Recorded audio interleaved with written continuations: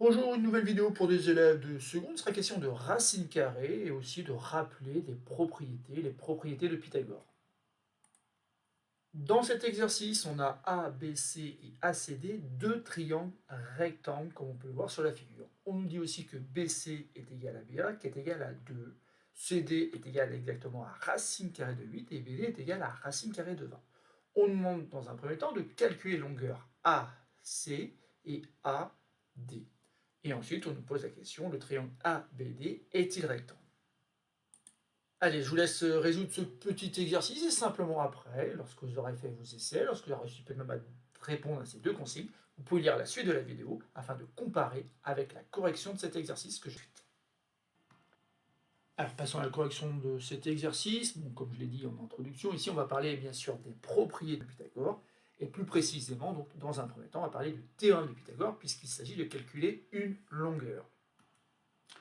Le triangle ABC est bien un rectangle long B, donc je peux utiliser donc le théorème de Pythagore en commençant donc l'égalité par le plus grand côté, le côté d'hypoténuse, autrement dit AC. On a donc que AC au carré est égal donc à AB au carré plus BC au carré. Aucune difficulté ici, je peux remplacer donc AB et BC par les données de l'exercice. On obtient donc 2 au carré plus 2 au carré, autrement dit 4 plus 4, qui donne 8. On peut donc dire que AC est égal à racine carrée de 8. D'ailleurs, racine carrée de 8 qu'on pourrait très bien écrire plus simplement. En effet, racine carrée de 8, c'est racine carrée de 4 multiplié par 2, qui donnera racine carrée de 4 multiplié par racine carrée de 2 à l'aide d'une propriété du cours, qui donne en fait 2 racine carrée de 2. Ceci dit, vu comment est formulé cet exercice, il semblerait qu'ici, il ne sera pas obligé d'écrire plus simplement.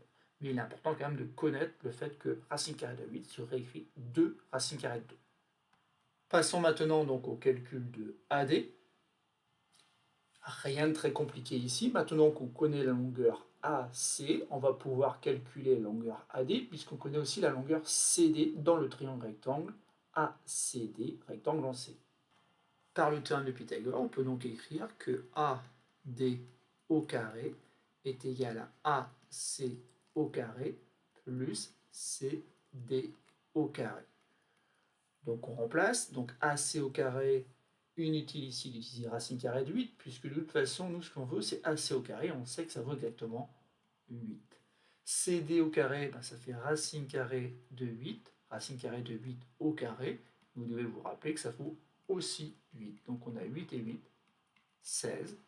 Donc AD au carré est égal à 16. Et donc AD va être égal à racine carrée de 16, racine carrée de 16, qui sans calculatrice doit donner 4. Voilà, on a donc répondu à la première partie de l'exercice. Maintenant, on va regarder ce qui nous attend dans la deuxième consigne. Et dans cette deuxième consigne, on demande si oui ou non le triangle ABD est rectangle.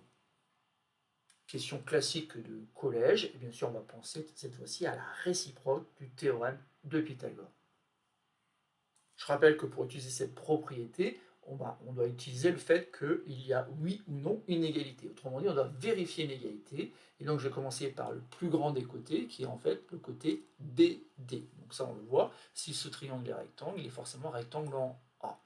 Et donc je vais calculer BD au carré.